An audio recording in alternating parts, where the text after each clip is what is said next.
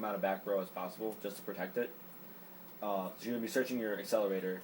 So next turn, if you have this in hand, you can go summon the accelerator, summon Watchdog, Synchro, make a burrito, make a burrito, summon another Watchdog, Synchro for another burrito, bring a strategist out, draw 2 cards, go Star Eater, now you have a 28 beater and a 32 beater on the field for essentially a free card, like 2 cards, which is just amazing. You could also desynchro, play desynchros and shit if you want to.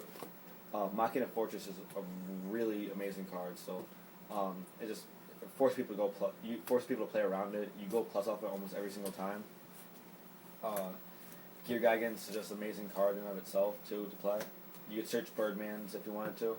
It's just so easy to end up with a field of Stardust, like Beret, Burrito, and Star Eater, and then really tough to play around that even with like your heavy back row. And it's just really good. And Gear Jagir is another card that's been underrated, I feel.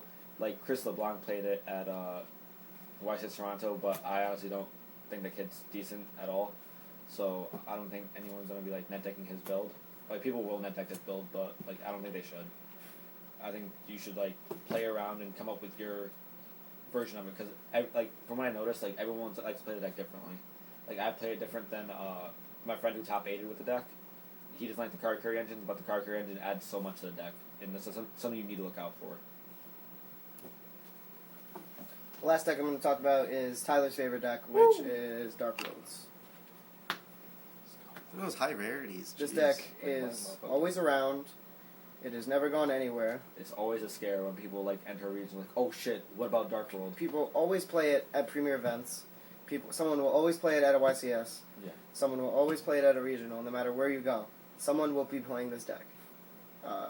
People should know what this deck does by now. It just... You should know how to play around it. It gains as much hand advantage as it can, while dropping your opponent's hand advantage, and making it so that you know every play that your opponent has before they get to make it, by using cards such as, like, Mind Crush, Drag Me Down. It just lets you see their hand, so you know exactly what cards that they have, which means that you can try to play around them. The number one card that stops this deck, I believe, now that Macro and Defissure and Soul Drain are all at one, which were the main cards to stop this deck, is not Drone Lockbird, it is Gemini Imps, which is a card where when your opponent activates a card with the effect that makes you drop cards from your hand, discard a card from your hand, you can discard that card instead, negates your opponent's card effect, and then you draw 1 card.